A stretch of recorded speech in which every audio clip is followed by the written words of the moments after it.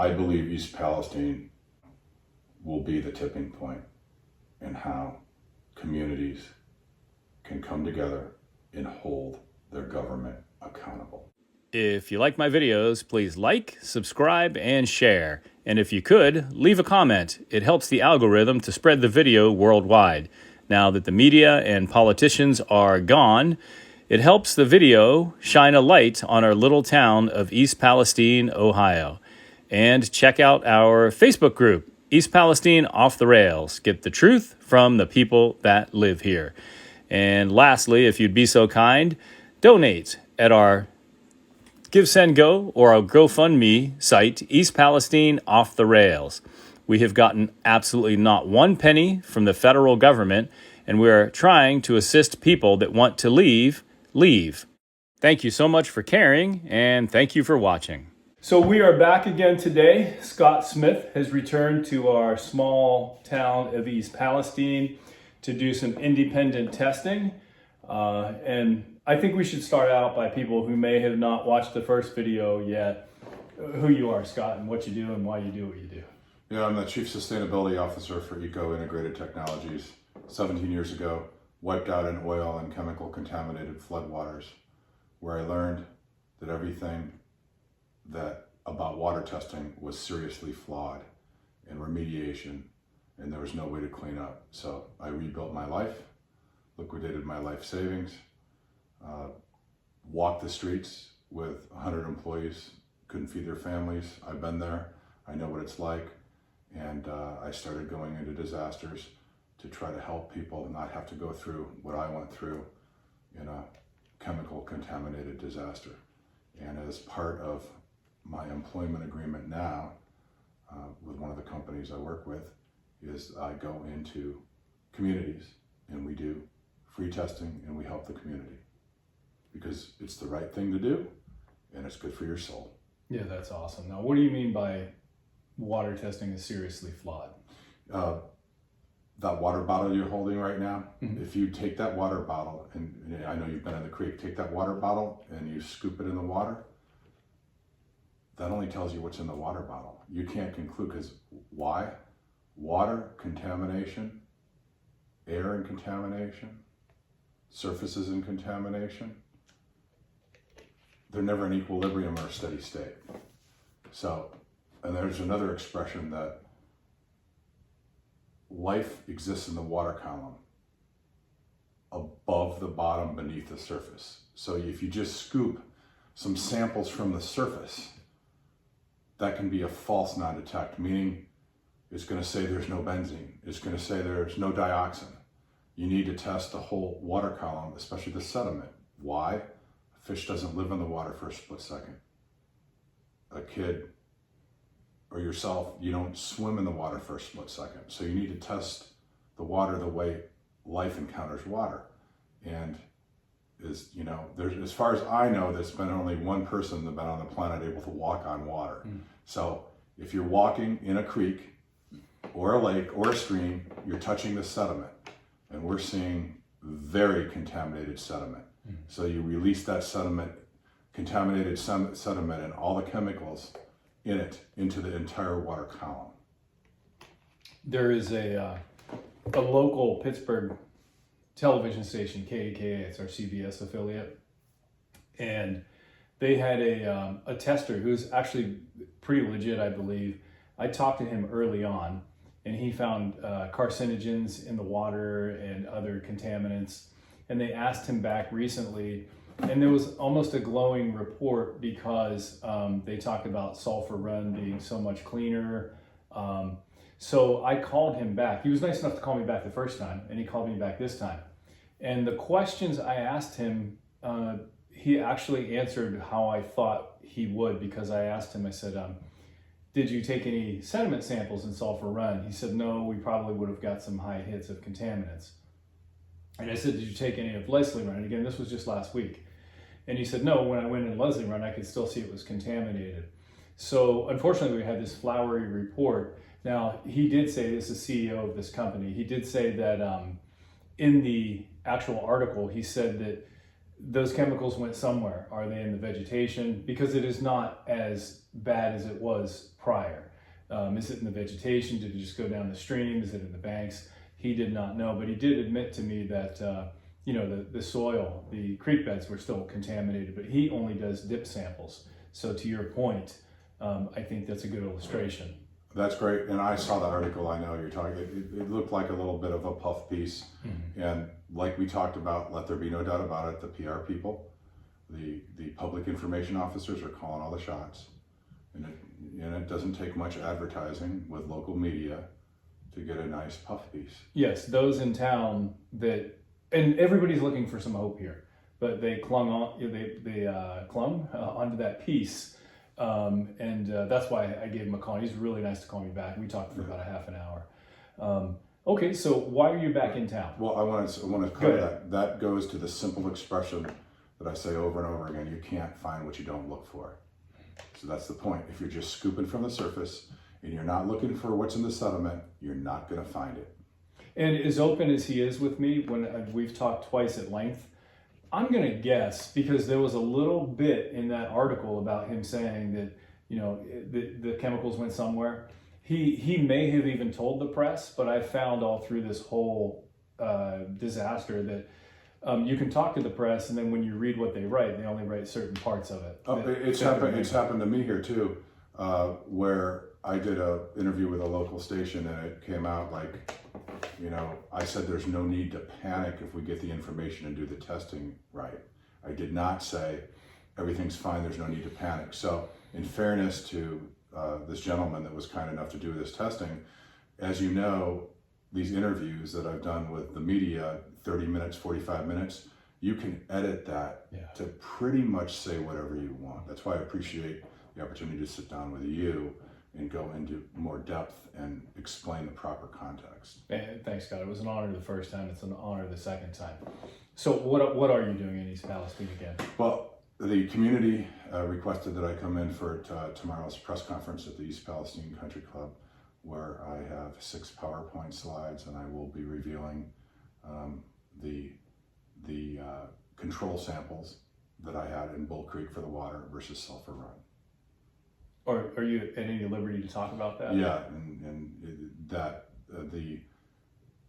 we've said before, there's the facts and there's the truth. Mm-hmm. And I know the government agencies have said that dioxins are ubiquitous in the environment. Well, Bull Creek has dioxins, but there are nine dioxins is a whole host of complicated chemicals. There are 9. Bull Creek was not impacted by the fallout from the plume. Okay. Sulphur Run was. So I went to Bull Creek and I took the water samples, and there were non-detects on 9 dioxins not present. So you look at all the dioxins, and the dioxin levels for the ones that were in Bull Creek were much less, by sometimes a factor of 5x less or 10x less than we found at Sulphur Run. I see. The fingerprints don't line up. So the ubiquitous in the environment, there's where I'm after the truth, and you hear from the public relations people. The fact is, dioxins are present in the environment in background samples, but the truth is, the fallout from the plume has a completely different fingerprint with a much broader spectrum of dioxins. And the dioxins found in the control samples are much greater in concentration than they in Sulphur Run, where the fallout from the plume clearly impacted the area, versus Bull Creek. Okay, so let's break this down. For people that are watching this across the world and not from Palestine, not local, so let's start from the top. So we've got the derailment, and there is a creek that runs right along the tracks, adjacent to the tracks where the derailment and subsequent chemical bomb happened. That is called Sulphur Run. That runs down and meanders through our town. Some of it goes under buildings, under homes, through decades-old piping and concrete. And then it meets in with Leslie Run, which then goes through our park. And then Leslie Run goes down into a town called Negley, and then after Negley, Bull Run meets into it, correct? Correct. Okay, so go ahead. Well, Bull Run is upstream and goes into Leslie Run, and then Leslie Got Run into so Okay. Bull Run clearly wasn't contaminated, and I've confirmed that. Okay. There's something else that I have not revealed that I'm revealing for the first time here. Okay. So a lot of people don't understand a lot of this. So let's first break this down.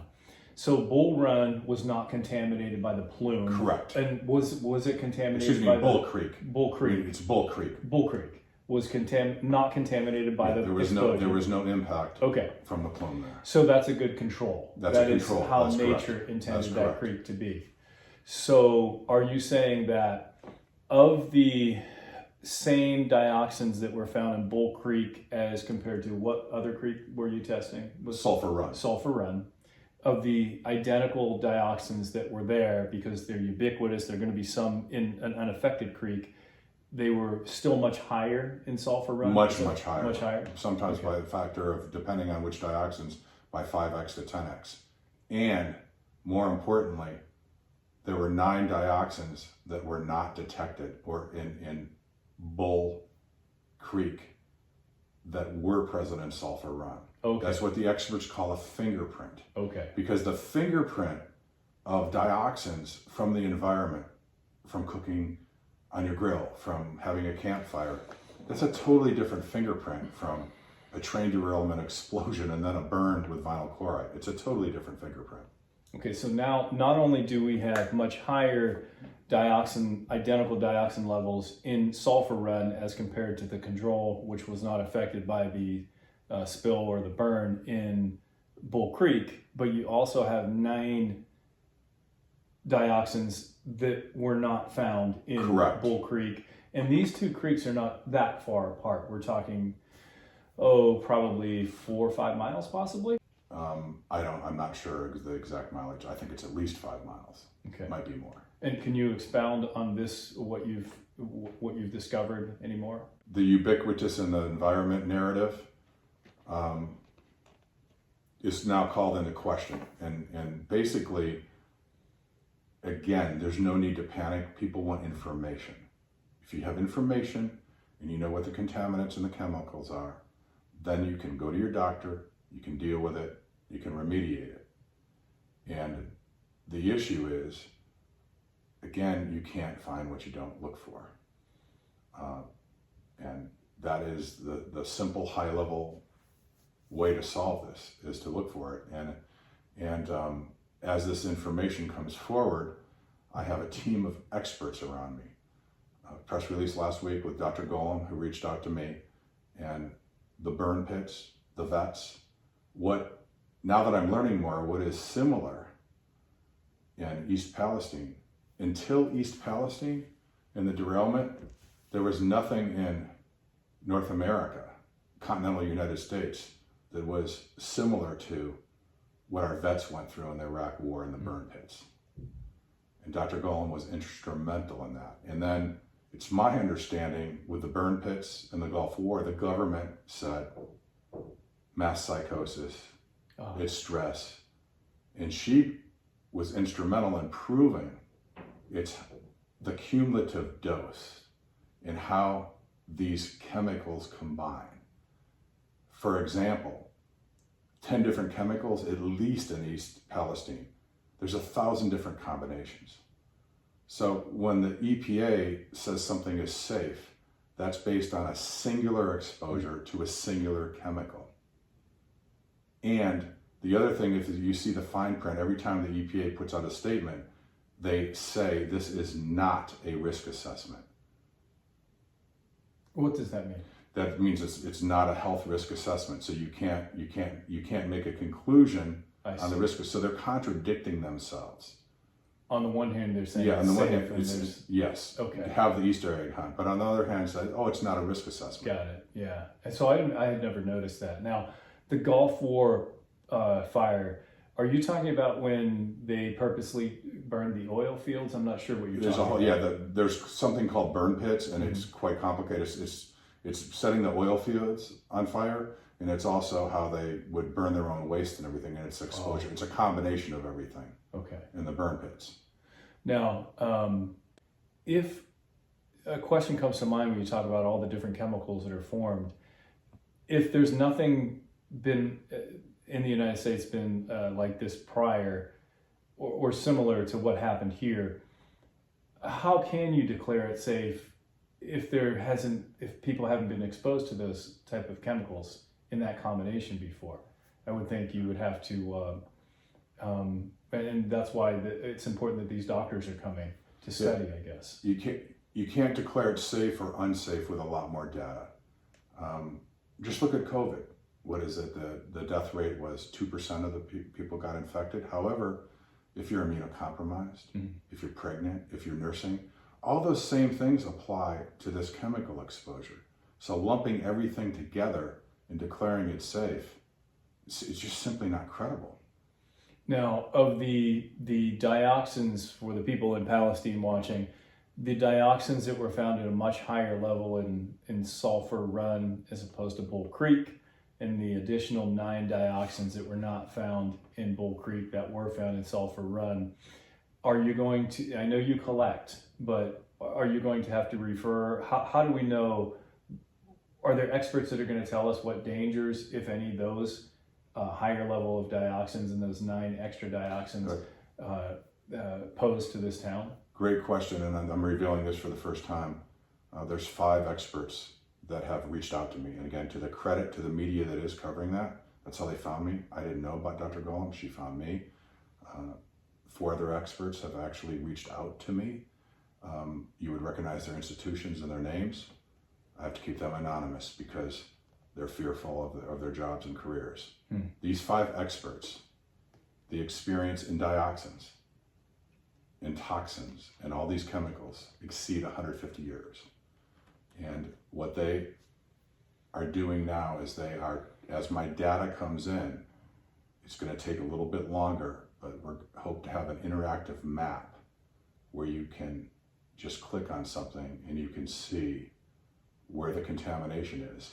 And they also, and I'm revealing this for the first time, they also, going back to day 0, meaning February 3rd, what was the derailment? February 3rd was a derailment in the fire. They have archived all the wind patterns, the weather patterns. There's been some unique patterns, so they know how the plume moved, where it moved, and they're going to be able to, again, create this whole interactive map. Nice. Now, this is the kind of data and the information people need.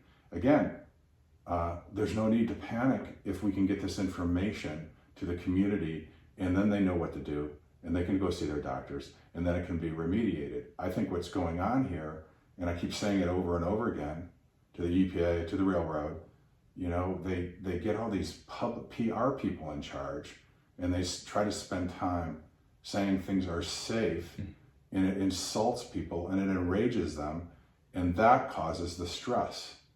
They'd be far better off letting the scientists speak accurately and say, you know, we can't tell you it's safe. We can't tell you it's unsafe. We need to work and get a lot more data in, and we need to do a health risk assessment. The EPA does that. And you will see in my presentation at the press conference, 3 of my six slides are simple screenshots from the EPA and what the EPA says about health risk assessment. And it says everything I just discussed. It talks about cumulative dose. It talks about different people in the population. So, a couple things to unpack here. Number one is what you are doing and these other doctors are coming in to do, to me, would seem like something that should be already done by our government, right? You're right. You're right. I think and the CDC. The EPA has 15,000 employees and I think a $10 billion, some multi-billion-dollar budget, and we're just 5 people. And it's a collaboration where everyone has their lane of expertise. And it's, you know, I've never experienced teamwork like this in all the 60 disasters. So in many ways, it restores my belief in the country and what humans can do when they come together and collaborate. And I wish our government could understand that. Yeah. I really wish they could understand that. So one of my complaints was, you talked about the PR. You're one of the people that told me to stay out of the creeks. And then Andrew Welton said, I think he got angry with me actually because he didn't want me in those creeks. But every time I would see some bit of information on how good our creeks were, it would drag me back in. And then Norfolk Southern, this is a touchy subject because our town is kind of divided. Number one, people were angry that I was exposing some of the creek water in videos. I would think you'd want to know that they were in the creek. But then Norfolk Southern was sponsored an Easter egg hunt. They have now, they bought tickets to the local high school play to make sure it was sold out. We have a carnival coming up, our yearly street carnival, which is really nice. I mean, we want people to get back to normalcy, but there's Norfolk Southern is sponsoring it and buying all the tickets. And my complaint was that the people that caused this, and let's say in some outer world it wasn't their fault. Maybe it was maybe an axle that was manufactured wrong, and they still drove 30 miles with it on fire. But after the accident, you should have been on your best behavior. But they did everything wrong from the beginning. They laid those tracks over contaminated soil. They didn't touch the burn pit for 3 months. My point was that every single penny should go to cleanup, and it should be remediated as quickly as possible so those chemicals don't sink deeper into the land. And instead of doing feel-good things like buying tickets. And when you talk about PR, there is a big PR presence here from Norfolk Southern. That's the playbook, and I've seen it over in 60 disasters. It's the playbook's over and over again, out of sight, out of mind. They know if they can spin this long enough, people will forget. Then, God forbid, in 5-7 years down the road, when people start getting cancer and there's cancer clusters, they'll say, well, you smoked cigarettes in college, you drank too much, and there's no cause and effect relationship. And unfortunately, that PR strategy more often than not works. And at lunch today, somebody said, I don't know if it's accurate or not, that the Chamber of Commerce for East Palestine was paid $300,000 for the railroad for this street fair. I have no idea. So whatever's going on, can you really put a number on the lives of East Palestine, whether it's 300,000, 3 million, or 30,000? Yeah, I can't, and a lot of people here cannot. Some maybe, I'm not sure. But this is a turning point. This East Palestine is a turning point. I've been involved 17 years. There's something here with people coming together. And I say society in many ways is derailed. There's something going on here with people coming from all walks of life. I've never had so many investigative reporters reach out and want to learn. And I always tell reporters, I don't care. I could care less if you cover me, interview me. I just want to educate you. And they're all calling and they're all learning. And I've never had so many experts reach out. This is wrong. What can we do? And their stuff. And this could become the model of how we turn things around and bring people together in this country. Scott, how does this disaster compare with other ones?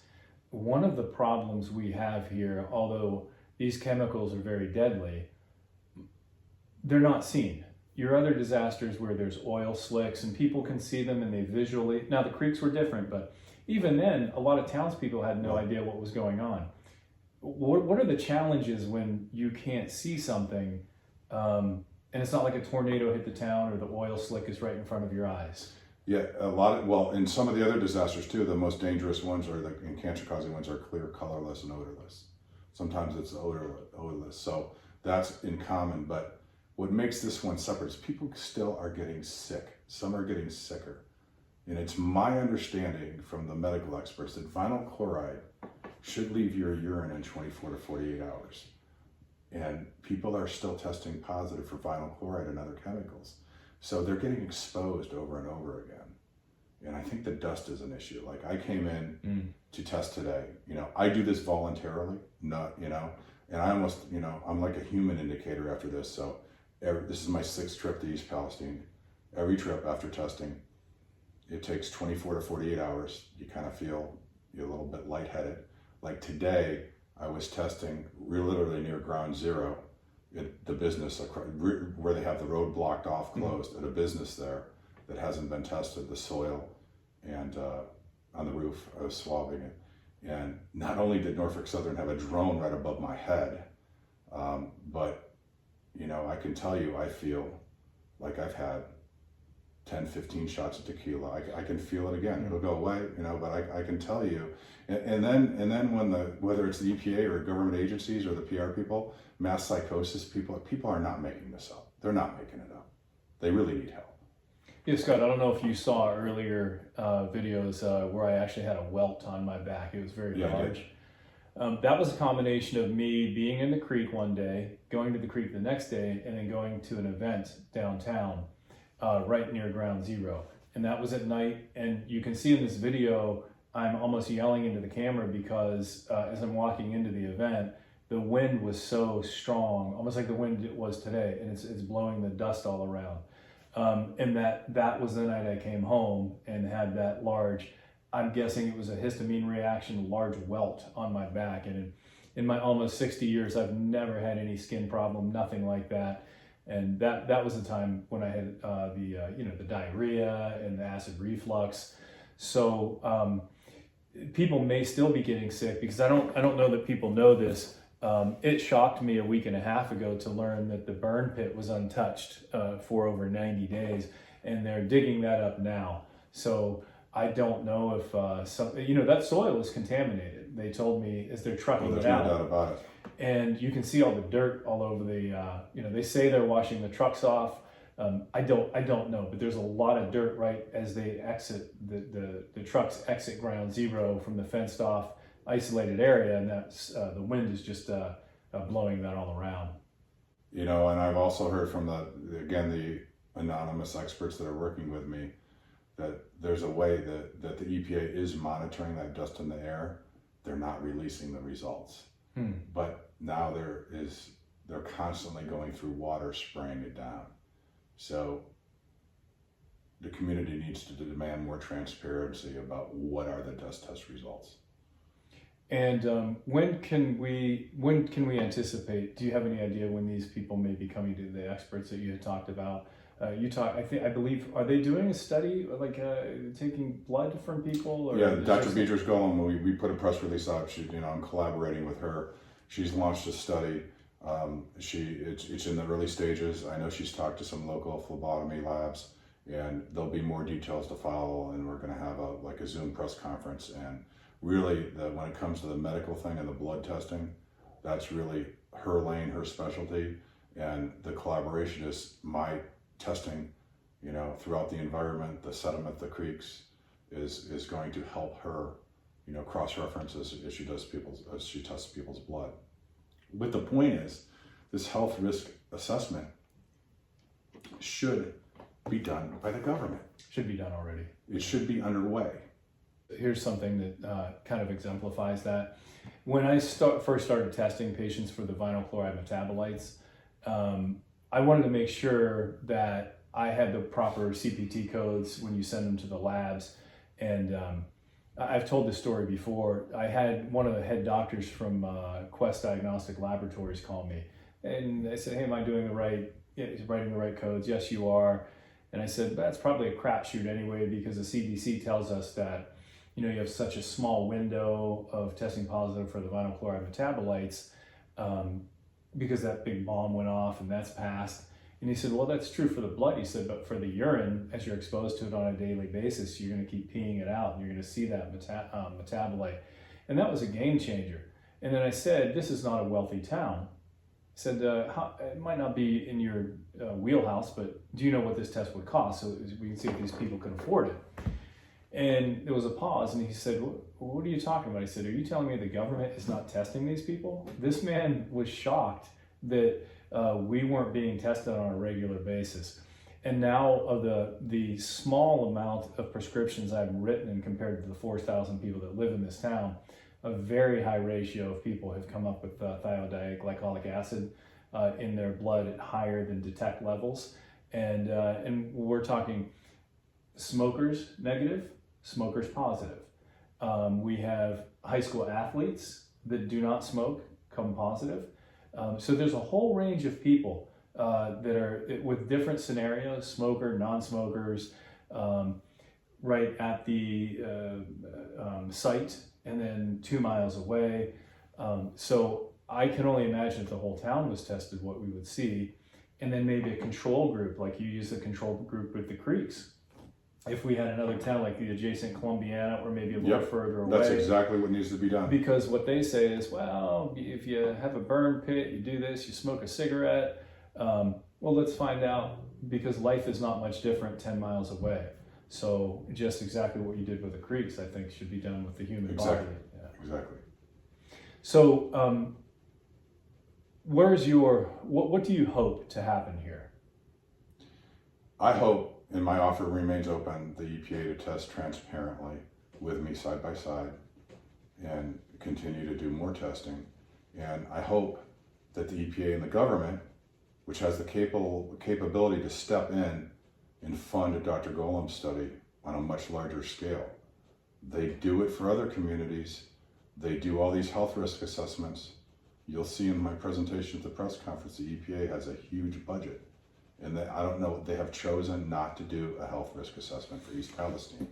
And that's simply not acceptable. Would there be a downside for them doing it? What would be the downside? I've never come up with an answer to that for the government doing a health risk study. The only downside that I can think of is the potential liability for the responsible party in the railroad. That's the only thing I can think of as well. Yeah. And this should not be political whatsoever, but I did see Marianne Williamson say something that is not political, but the fix is in. I think that was the fix is in, and the alliance between the government and big business. I think that therein lies the issue. But the good news is, we as the taxpayers, we as the voters, if we come together, we can fix it. It's a battle. It's quite a battle. As you came up the driveway, I was embarrassed that my grass wasn't cut for the last 3 weeks. It looks like a jungle out there.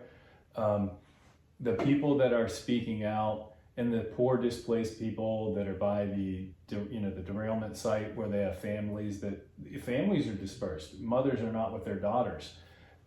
It's been 100 days of just constant stress. So it is a battle. I guess you're telling us not to give up? No. Never give up. I've walked the streets and I was told I'd never recover from my own disasters. A lot different than this, but never give up. And I've been on this mission in over 60 disasters for 17 years. And I'm telling you, there's something going on, and a tipping point and a turning point with people coming together. In many ways, although I wish the East Palestine derailment obviously never happened, my experience in the community here and the people coming together and the calls I'm getting and the expert team around me, it's restored my faith in this country. Really, I feel blessed to be able to just be here and volunteer and try to help this, because it's made me believe in this country again. And I needed that mentally, believe me. Well, that's good to hear. What would you, I always ask, would you like to end with something? Is there anything you want to say about your experience here? I believe East Palestine will be the tipping point in how communities can come together and hold their government accountable. I hope so. I want to thank you. I will be at your press conference tomorrow, so I'm excited to. It's a community press conference, and they asked me to come. So okay, community press conference, and you're one of the speakers there.